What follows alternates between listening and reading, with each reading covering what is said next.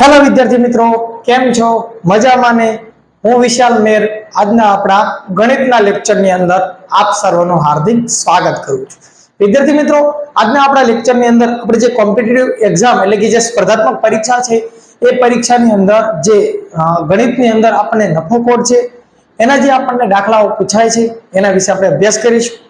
તો લેક્ચરની અંદર આપણે શરૂઆત કરીએ તો અમુક વસ્તુ છે એનો આપણને ખ્યાલ હોવો પડે કે જે ટકાવારી આપણે જે જોવાની હોય છે એ ટકાવારી છે એ મૂળ કિંમતે ગણવામાં આવે છે અને વસ્તુ જે આપણે ખરીદેલી હોય એ વસ્તુ આપણી ખરીદ કિંમત જે ખરીદ કિંમત છે એને આપણે પડતર કિંમત કહેવાય. પડતર કિંમત એટલે શું? તો કે જે કિંમતે આપણે વસ્તુ ખરીદેલી છે એ પડતર કિંમત કહેવાય.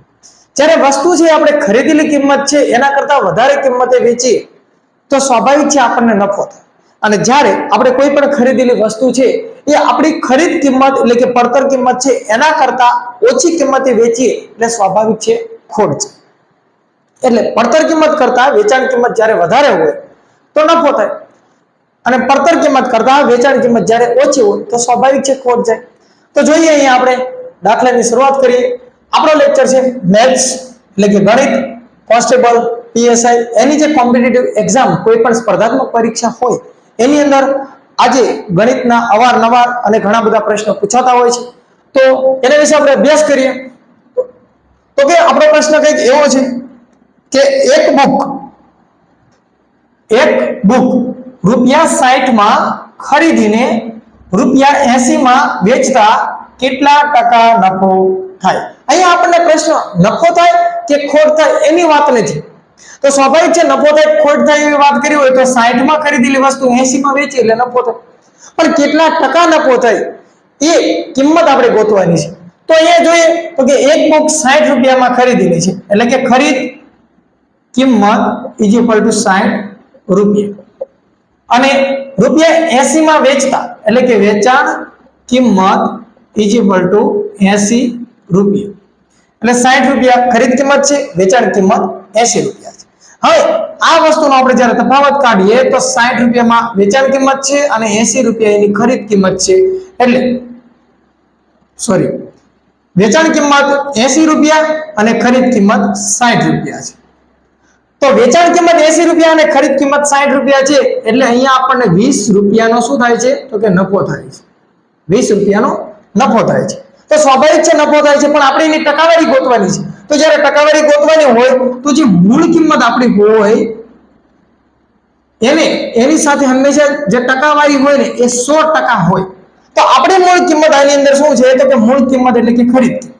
તો આપણી ખરીદ કિંમત એટલે કે મૂળ કિંમત છે ₹60 છે. તો આ ₹60 છે એની સાથે ટકાવારી હંમેશા કેટલી હશે? તો કે 100% હોય. તો હવે આપણે ટકાવારી એટલે કે કેટલા ટકા નફો થાય છે એ ગોતવો છે. તો અહીંયા આપણને ₹80 માં વેચેલી વસ્તુ જ્યારે ₹60 માં ખરીદેલી વસ્તુ ₹80 માં વેચીએ તો ₹20 નફો થાય છે. તો આપણે ટકાવારી ગોતવીશ તો આપણો નફો ₹20 નો છે. તો આ ₹20 એ કેટલા ટકા નફો થશે? તો હવે ચોકડી ગુણાકાર કરીએ તો કે 20 × 100/60.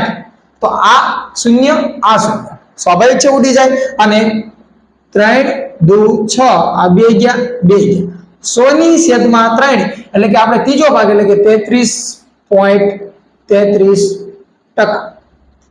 100/3 વધે છે એટલે 33.33%. અથવા તો આપણે એવું પણ કહી શકીએ કે 33.1/3%. એ આ 33.33% એ આપણને શું થાય છે? તો કે સ્વાભાવિક છે નફો થાય છે. બીજો દાખલો આપણે જોઈએ તો કે એક બુક ₹80 માં ખરીદીને ₹60 માં વેચતા કેટલા ટકા ખોટ જાય? અહીંયા ખોટ જાય કે નફો થાય એની વાત નથી પણ કેટલા ટકા થાય છે એ આપણે સમજવાનું છે, એ જોવાનું છે, એની ગણતરી કરવાની છે. તો એક બુક છે ₹80 માં ખરીદીને એટલે કે ખરીદ કિંમત =80 રૂપિયા. ખરીદ કિંમત કેટલી છે? ₹80 છે અને ₹60 એ શું છે? વેચાણ કિંમત એટલે કે વેચાણ કિંમત =60 તો હવે ખરીદ કિંમત ₹80 છે, વેચાણ કિંમત ₹60 છે એટલે વધારે રૂપિયામાં ખરીદી કરી છે અને ઓછા રૂપિયાની અંદર વેચાણ કરીએ છીએ તો સ્વાભાવિક છે અહીંયા આપણને શું જાય છે? તો કે ખોટ જાય છે. પણ ખોટ કેટલી? તો કે 20 રૂપિયા. આ 20 રૂપિયા આપણી ખોટ છે. હવે એની ટકાવારી ગોતવી હોય તો બે વસ્તુ ધ્યાનમાં રાખવી પડે, મૂળ કિંમત અને મૂળ કિંમત હોય એની સાથે ટકાવારી કેટલી હોય તો કે હંમેશા ટકાવારી છે એ 100% હોય. તો આપણી મૂળ કિંમત કઈ છે તો કે મૂળ કિંમત એટલે ખરીદ કિંમત. તો ખરીદ કિંમત કેટલી છે 80 રૂપિયા. તો મૂળ કિંમત જ્યારે 80 રૂપિયા છે તો 80 રૂપિયા એટલે કે જે આપણી ખરીદ કિંમત છે એની સાથે ટકાવારી હંમેશા 100% હશે. તો 80 છે એની સાથે 100% આપણે ટકા ગોતવાના છે. તો હવે 20 રૂપિયાની ખોટ જાય છે એ કેટલા ટકા ખોટ કહેવાય તો કે 20 રૂપિયા એ કેટલી ખોટ. તો ચોકડી ગુણાકાર આપણે કરીએ તો કે 20 ગુણ્યા 100 છેદની અંદર 80.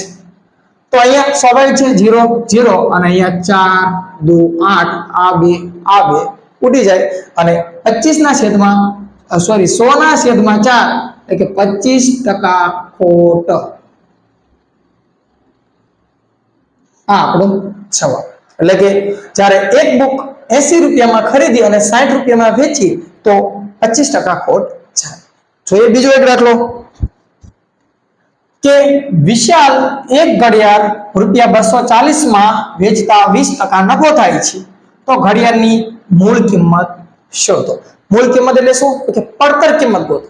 એટલે કે એક ઘડિયાળ છે 240 માં વેચી દે તો 20% નફો થાય છે. તો આ ઘડિયાળ કેટલામાં ખરીદીએ છે એટલે કે એની મૂળ કિંમત શું છે એ ગોતવાની છે. તો કે અહીંયા જ્યારે મૂળ કિંમતનો જ્યારે આપણને દાખલો પૂછાય, આ પ્રકારનો આપણને દાખલો પૂછાય ત્યારે આપણે એક વસ્તુ યાદ રાખવાની, આ સૂત્ર એક યાદ રાખવાનું કે સૂત્ર શું છે તો કે 100 ગુણ્યા વેકી છેદમાં 100 પ્લસ નફો. જ્યારે આ પ્રકારનો દાખલો હોય ત્યારે કેવો તો કે વિશાલ એક ઘડિયાળ રૂપિયા 240 માં વેચતા 20% નફો થાય છે તો ઘડિયાળની મૂળ કિંમત ગોતો. તો આ રીતે જ્યારે આપણે મૂળ કિંમત ગોતવાની થાય તો 100 ગુણ્યા વેકી છેદની અંદર 100 પ્લસ નફો. પણ જો ખોટ જતી હોય, અહીંયા નફો થાય છે ને, નફો થાય છે તો શું કરવાનું 100 પ્લસ નફો. અને આ જ પ્રકારનો દાખલો હોય અને ખોટ જતી હોય તો સૂત્ર શું? સૂત્ર પણ જ્યારે ખોટ જાય ત્યારે તો 100 ગુણ્યા વેકી છેદની અંદર 100 માઈનસ ખોટ. આ સૂત્ર ક્યારે લાગુ પડશે? આ પ્રકારના દાખલાની અંદર મૂળ કિંમત ગોતવાની હોય પણ ખોટ જતી હોય તો છેદમાં 100 માઈનસ ખોટ. નફો થતો હોય તો 100 છેદમાં પ્લસ. જોઈએ આગળ.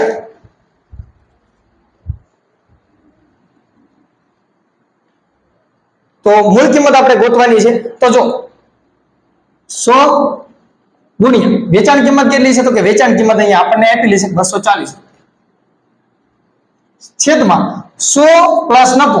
તો આપણે પેલા 100 પ્લસ નફો કેટલો થાય છે તો કે 20% નફો થાય છે. 20% એટલે 20 રૂપિયા થઈ ગયો. તો આ રકમને આપણે ભેગી જ લઈ લઈએ કે 100 પ્લસ 20 એટલે કે સીધો 120 થઈ જાય.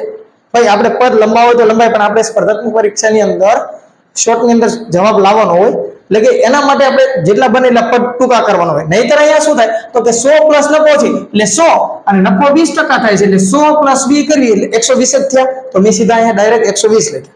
તો 12 2 24 અને 100 ગુણ્યા 2 200 રૂપિયા મૂળ કિંમત. 12 2 24 એટલે કે 120 ગુણ્યા 2 240 થાય અને 100 ગુણ્યા 2 એટલે 100 ગુણ્યા 2 એટલે 200 રૂપિયા. તો આ 200 રૂપિયા એ શું હશે કે 200 રૂપિયા એ આપણી મૂળ કિંમત થાય. આ રીતે જ્યારે ખોટનો દાખલો ગોતવાનો હોય, મૂળ કિંમત ગોતવાની હોય અને ખોટ આપેલી હોય તો 100 ની છેદમાં માઈનસ જે ખોટ આપી હોય એ લખવાનું થાય. તો અહીંયા આપણો આ પ્રકારનો દાખલો છે જ્યારે પૂછાય ત્યારે આ પ્રકારની ગણતરી કરવાની થતી હોય છે. અને હવે નેક્સ્ટ આપણા લેક્ચરની અંદર આપણે બીજા પણ આવા દાખલાઓ વિશે પ્રેક્ટિસ કરીશું. જો વિડીયો પસંદ આવતો હોય તો લાઈક કરો, શેર કરો, સબસ્ક્રાઇબ કરો. આપ સૌનો આભાર.